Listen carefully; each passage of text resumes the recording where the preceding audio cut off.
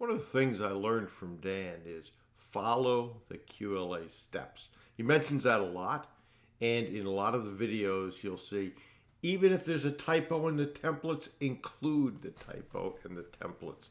But over and over, people think that they have a better way to do this, or it won't happen to them the same way it happens to others.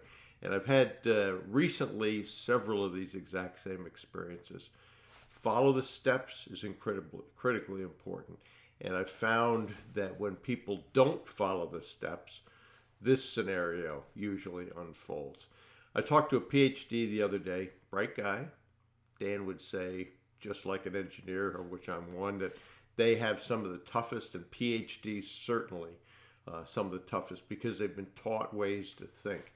They also times think they know better. They're smart guys. They can figure this out, etc., etc.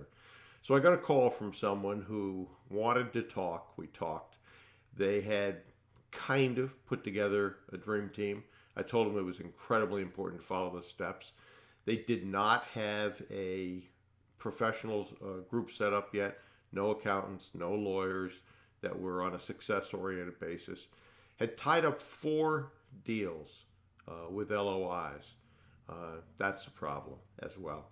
But needed to now go through the process of closing those deals. So we thought anyway. So he said he had a friend who was in private equity, and that private equity person he was going to meet with. Friend of 8 years. I told him that's a mistake. That private equity is your funding of last resort. I told him about the situation with Lucinda Burke long time ago.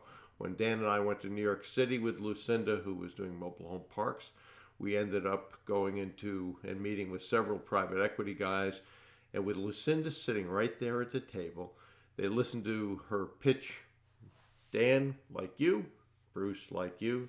Lucinda, don't like you. Too young, too inexperienced. Bruce and Dan, if you get rid of Lucinda, we'll fund the deal. We said, no, this is her deal. Right with her sitting at the table. And I don't doubt at all their decision. They're investing their money. They want to be sure they have someone who they can count on, and pretty much has been there, done that. Lucinda didn't fit that mold. So the PhD goes and meets with his friend in private equity.